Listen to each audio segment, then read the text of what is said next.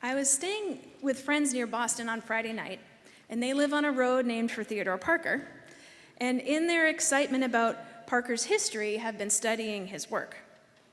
I've shared with you before that Theodore Parker is one of my favorite Unitarian Universalist theologians. However, I have not read all his body of printed work. There was a book of sermons on the shelf at my friend's house that I had never read in full, and so I listened to some sermons on my drive home. One was the sermon about the evil of war we just heard excerpts from. So many of his metaphors and stories are so inspiring, as is his commitment to equality under the law. However, in listening to some of his work in its entirety, I got a challenging and hard reminder about his terribly racist ideas connected to racialism, basically the ranking of races. Parker believed in integrated schools, abolishing slavery, universal suffrage, but also that some people had more potential than others based on their race. It's super uncomfortable, and that is a story and a challenge for another day. Today, we're going to focus on his strong stance on the immorality of war, his passion for justice, and his defiance of the fugitive slave law. As I drove, I was also thinking about Bob Frankie's song about Dr. King we heard just a few minutes ago as well. Reverend Dr. Martin Luther King Jr. made Parker's line about the arc of the moral universe famous, and I mused as I drove and listened to Bob Frankie whether King had also spent some time reading long sermons from Theodore Parker. There's a verse in Frankie's song that I feel like could have been written by any of these three men. Oh, the lies come at you in a million ways. Some you hear and some you tell yourself. And they say that virtue is a pile of gold and that weapons are a nation's wealth. But when kings stand naked in their ugly schemes, will the poor of this world rejoice? Will they sell their children down a bloody stream? Or will they listen to a still, small voice? I was looking for references to still, small voice in Parker's work and was reminded of the sermon that illuminates his very strong stance on the fugitive slave law. The sermon was called "The Function and Place of Conscience in Relation to the Laws of Men," a sermon for the times. And it was preached again at the Melodeon on September 22nd, 1850.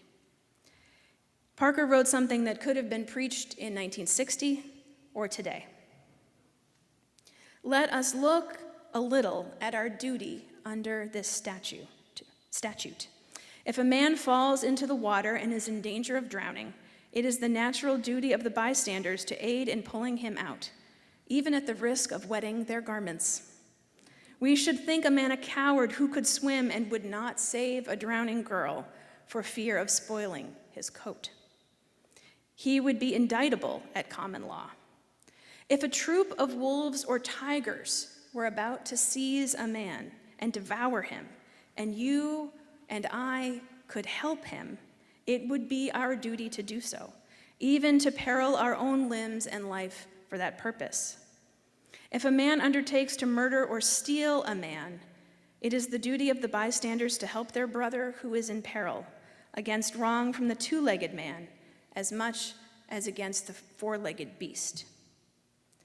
But suppose the invader who seizes the man is an officer of the United States, has a commission in his pocket, a warrant for his deed in his hand, and seizes as a slave a man who has done nothing to alienate his natural rights.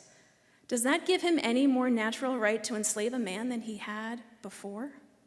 Can a piece of parchment make right wrong and wrong right? I am not a man who loves violence. I respect the sacredness of human life.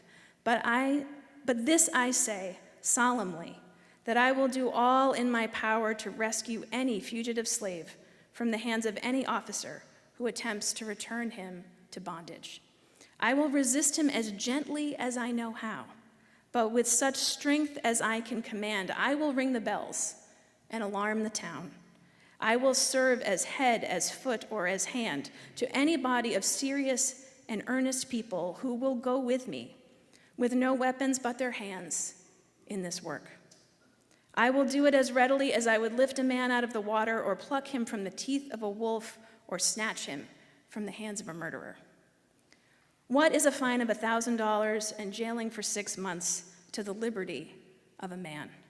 My money perish with me if it stand between me and the eternal law of God. Men may stop debate, vote down minorities with hideous grin, but the still small voice of justice will whisper in the human heart, will be trumpet-tongued in history to teach you that you cannot vote down God. 175 years ago. The echoes of slavery and colonization, among many moral failings, stretch through our American history, which is why Parker's words can fit so well in different eras of systemic oppression. About 175 years ago, it sounds like things were pretty tough in the streets. Folks were getting grabbed and kidnapped. In the 1846 sermon on war, Parker walked us through how taxes were being raised to pay for war, and the poor were bearing the burden of both the tax and the service, while the rich, by proportion, felt little impact. He was bringing his listeners along with the pragmatic economic argument, which I skipped for you, and then pivoted to the moral and theological one. In his language, we are all children of God. In our own, every person is inherently worthy and has the right to flourish with dignity, love, and compassion. Human life is a sacred thing. Then, in his 1850 sermon, on the heels of the Mexican-American War, we were on a slow march toward the Civil War. Parker was preaching about unjust laws, police states, and nonviolent protest and actions. We can probably imagine some of what it might have felt like to hold fear and uncertainty in the face of injustice and violence perpetrated in part in the name of religious righteousness. Parker and others like him said no. You may not take these actions and pass these, you may take these actions and pass these laws, but you are not doing it in the name of my faith. You are wrong and on the wrong side of God and history. Recently, I've been talking with folks worried about their health insurance premium changes in January, interest rates, unemployment, and on and on. Those with power are working to make the day-to-day of living exhausting so that we don't have the energy to fight for justice and compassion, so that we might not see who is drowning and needs our help. In these times, we must look to one another. For those of us holding a little less concrete worry, those of us who are healthy-ish and able to take some risks, no matter how big or small, now is a time to act. I don't have perfect answers for how we protect the vulnerable, democracy, and our safety net at scale, but we can start here. We can show up for one another and our neighbors.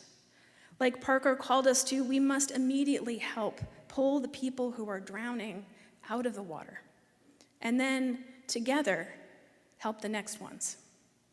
We must listen for the still, small voice. Once more in Parker's words, men may stop debate, vote down minorities with hideous grin, but the still, small voice of justice will whisper in the human heart, will be trumpet-tongued in history to teach you that you cannot vote down God. Amen? Amen.